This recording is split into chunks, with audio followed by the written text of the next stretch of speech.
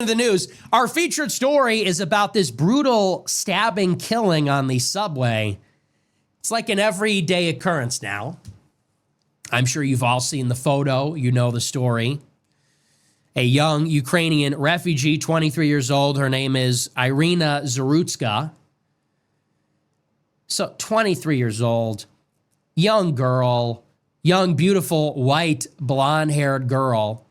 She's a refugee from the war in Ukraine. So she leaves a war zone, comes to America, living her life. She boards the light rail car in Charlotte, sits down in front of a giant black man with long hair in a hoodie. And, you know, that's your first mistake. She sits down in front of him. Within minutes, he gets up behind her. She doesn't even notice. And for no reason at all, this is a completely random attack. There is no rhyme or reason, no motivation, completely aimless violence. He rises from his seat, winds up his arm, and stabs her in the middle of her throat with a knife. And she dies almost instantly and bleeds out on the floor of a light rail car in North Carolina. He gets off the train. He's caught moments later, charged with homicide. A story often told. How many times does it have to happen? We say it every time it happens. It seems that it happens hundreds of times. How many times is enough before people start to demand change, before we get any kind of change? Wasn't Donald Trump elected in 2016 under the campaign slogan of law and order? How did that go in 2020 with BLM? He was elected again under the same pretense. And by the way, it goes without saying, this is a racial issue. It is always the same color. It's always the usual suspects. And it's not just these random acts of violence. It's everything else too. Every carjacking, almost every package theft. It is always the same profile every single time. These videos that we see on TikTok, on Twitter, of people shoplifting, of people causing chaos in stores and in other public places, on public transportation, in an airport. They are so few. Such a small segment of the population, 13%.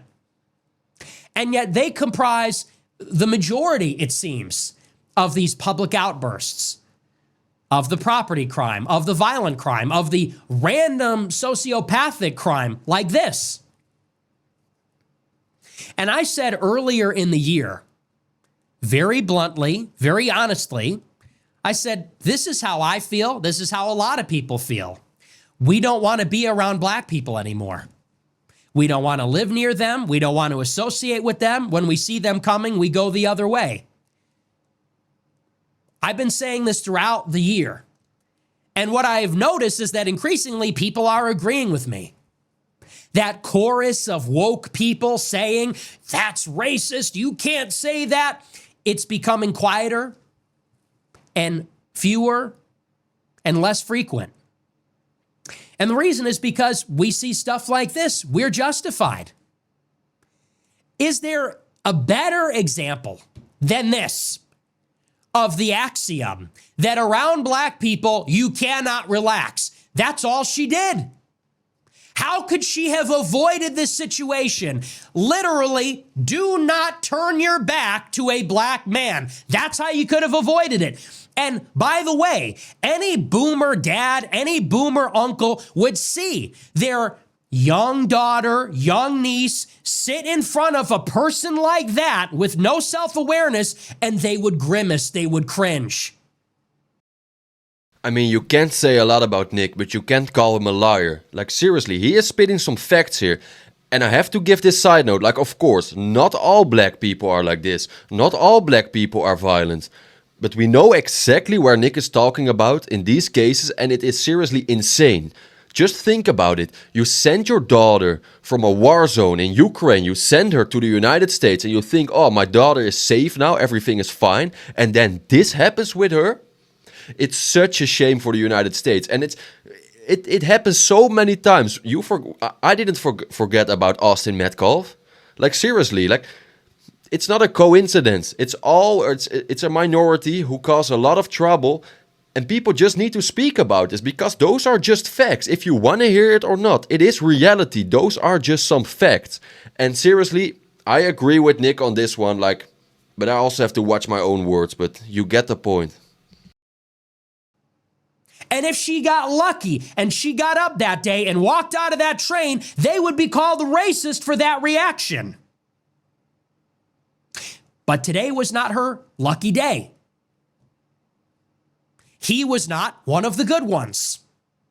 She paid with her life. It was not her lucky day when you survive an encounter with an erratic black man on public transit and you leave with scars or a homicide charge, a manslaughter charge, or maybe you just leave a little shaken up. Nope. Today was the unlucky day when she encountered one of those ones.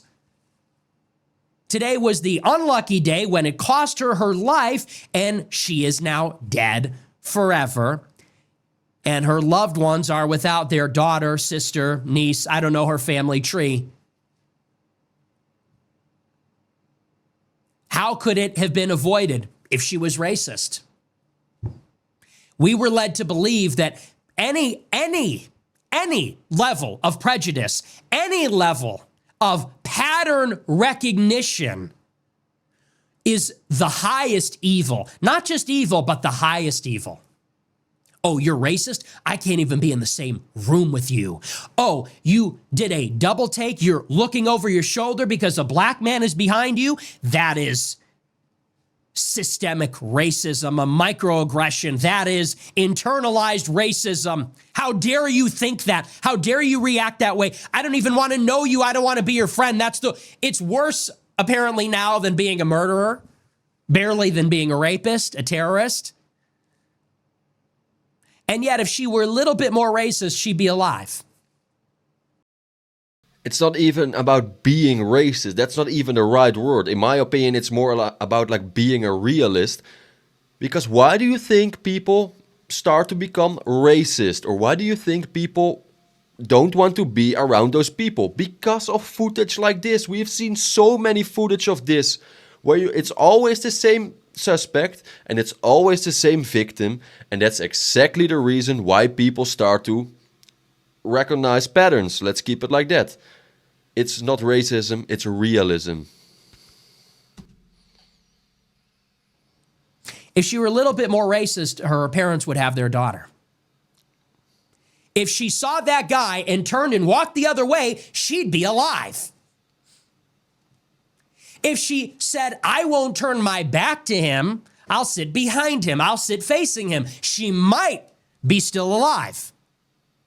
But what are we to do when the lesson over and over and over again is safest bet, don't be near them?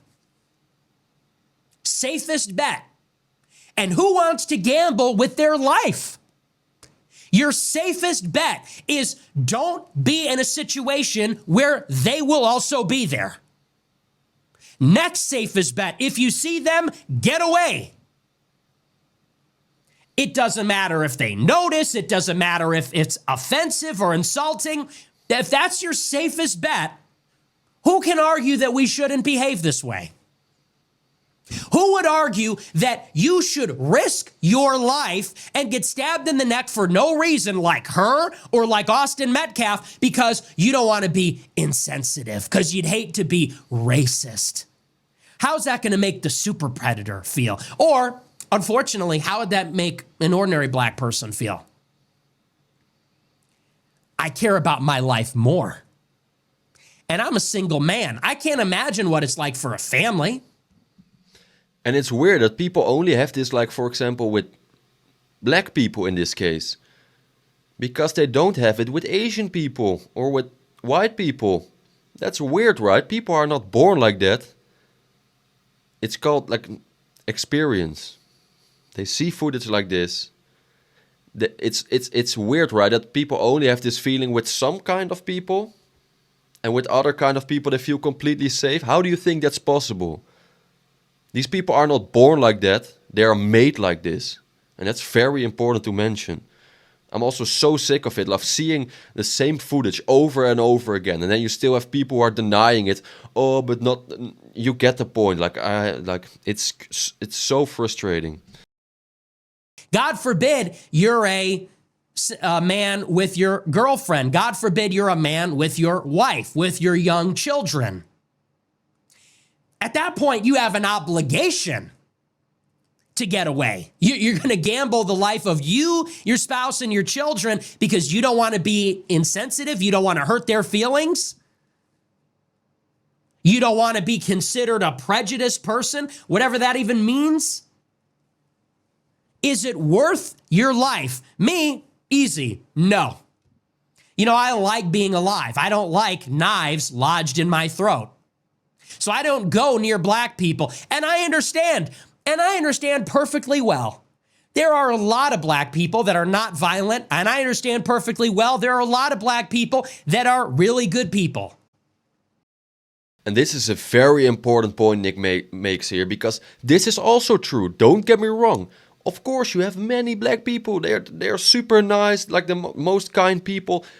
But he is not talking about those people here. That's not a problem. We all know, of course, like it would be crazy if you say like all of them are bad. No, of course not. Then you're literally a racist.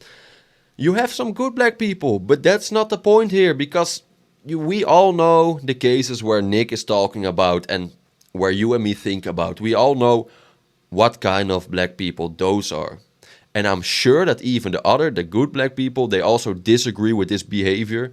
Or I hope so. But I'm sure they do. I'm not going to roll the dice. What if I'm wrong? I'd rather be alive. I'd rather be alive and too racist than dead and not racist enough. Is that simple enough?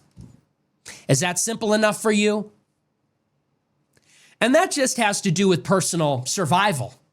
Who wants to live near these people? We see it.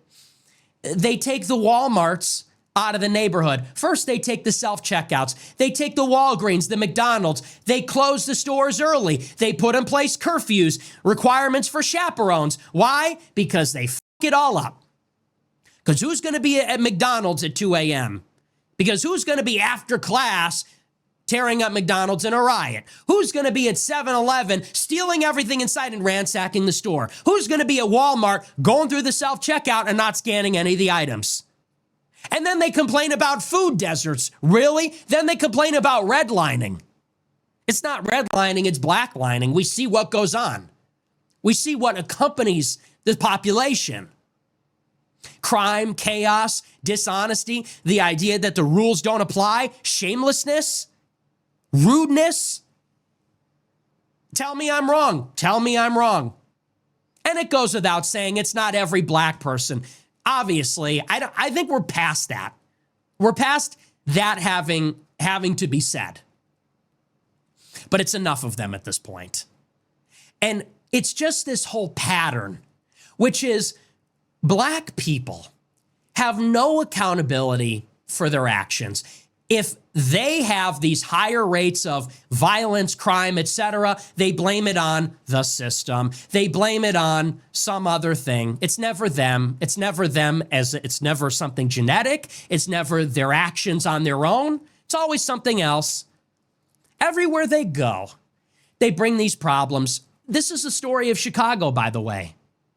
This is the story of Chicago, St. Louis, Detroit. Going back to the 60s when they burned these cities down over MLK Jr. and the race riots that happened before, during, and after that. Everywhere they go, they bring these problems. They are violent. They don't even like us. There's this onus on white people to be 0.0% racist. It does not apply to them in the slightest. They don't like us. They are rude to us. They do not trust us. They are prejudiced against us. They bring these problems around. If you say anything, if they get arrested, it's a racist system. If you move away, That's racist. If you move in, it's gentrification, it's racist.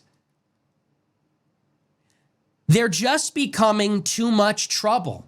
They bring these problems. We can't solve them. We can't hold them accountable. They blame us. They don't even like us. They blame the government. They blame history. They blame our ancestors. At this point, people want to move as far away as possible, build a fence around them, and say, fine. You invented everything. You're all a bunch of doctors and lawyers and black excellence. You're so incredible. Fine. We're going to all live over there. And we're not going to be able to dance, and we'll be lame, right? Like they always say about us. And we're going to drink matcha and have lattes, but we're going to be safe.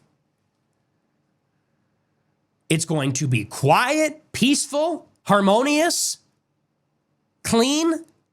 And you can go and live over there, and we'll build a giant fucking fence. And whatever you do, God bless. Lots of luck. That's how a lot of people feel right now. And like again, you can agree, you can disagree, you can agree with Nick. That's all fine. Like, but what he is saying here, many people are actually thinking like this. Nick is not the only one who thinks like this. Believe me, there will be way more people who think exactly the same like this. And then you should ask yourself why. Why do these people think like this? Because they don't think like this about Asian people. They don't think about this about fellow white people. They think they think like this about some people. And you know exactly who I mean. Even the black people now know exactly who I mean. I think the good blacks also don't even want to live near these people. And ask yourself why. Are the people who want to live somewhere else because they behave so bad, are they the bad people? Or are the people who behave so bad that other people want to move from them, are they maybe the bad people? It's kind of weird, right? And like this whole racism kind of thing, the word almost don't have any value anymore in 2025. There's too many cases. It's not a coincidence anymore. People are waking up. And I'm curious about your opinion. Please share your opinion in the comments, even if you disagree. Also, if you agree, I'm very curious about your opinion, because believe me, there's way more people who think like this. Blacks and whites. And is it wrong? What's wrong with that? It's racist. Well, that's how people feel. That's how people feel based on the conditions that we live in. The conditions that have been created by the actions of the various people involved. That's exactly what I just said. And think of the effect on the city here. Okay? Think about that this happened on public transit. We're constantly being told we need to move away from cars. Cars are polluting. And who wants a car? I mean, people, I think, want to live in a city that's walkable and with public transit, and that's more economical for everybody. And it creates a sense of community. And it's better for the environment. And it's more efficient. We don't have to live in a parking structure society where everybody has a car and there's gridlock and traffic. But why can we not live like this? Because in Chicago, somebody got stabbed on the orange line today. And a few months ago, somebody got stabbed on the blue line. And in Charlotte, somebody got stabbed on the light rail. And in New York City, people are getting thrown in front of the train or threatened with knives. So people choose not to use the public transit. The public transit starts to become a liability, costs more to run it than it brings in revenue. It defeats the whole purpose of investing the money running it. It's not only about the money, it's also about safety at this point, if you just hear all these examples. But anyways, I'm very curious about your opinion. Please share your opinion in the comments. And if you like this video, please hit the like button. If you really like this video, consider subscribing. I would really appreciate it. And last but not least, guys, I wish you all the best. Have a wonderful day, and I'll see you in the next one. Ciao.